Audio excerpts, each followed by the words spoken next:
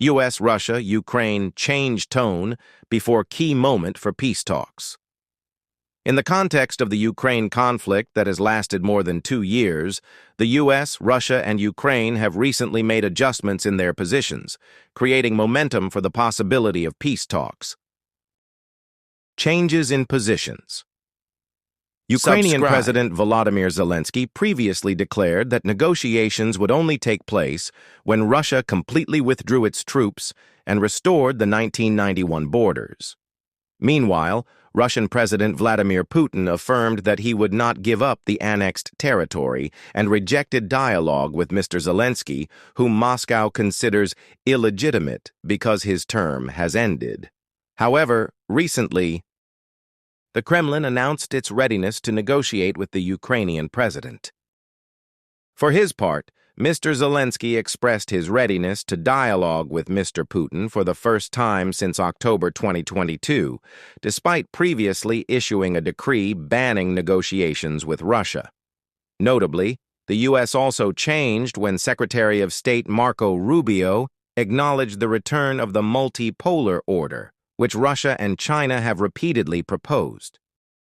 Mr. Rubio also said that the U.S. cannot play the role of global government and hinted that Ukraine may have to give up some territory to achieve peace. Obstacles in negotiations. One of the major obstacles is the format and composition of the negotiations. Russia wants bilateral dialogue with the U.S., while Ukraine wants the participation of the EU. President Putin commented that it is too early to talk about a four-way negotiation. In addition, the situation on the ground is also putting pressure on Ukraine. With military support from the West unclear, Ukraine's defense line in Donbass is weakening. President Zelensky is looking for more aid, but the U.S. has not yet decided on new support packages. President Trump is said to be pausing arms transfers to Ukraine to consider the strategy. Negotiation schedule and peace prospects. The Ukraine Defense Contact Group meeting on February 12th will be the first step in determining the possibility of military support to strengthen Kiev's negotiating position. From February 14-16, U.S. Special Envoy Keith Kellogg is expected to present a plan to end the conflict at the Munich Security Conference. After the conference, Mr. Kellogg will visit Ukraine to meet with President Zelensky.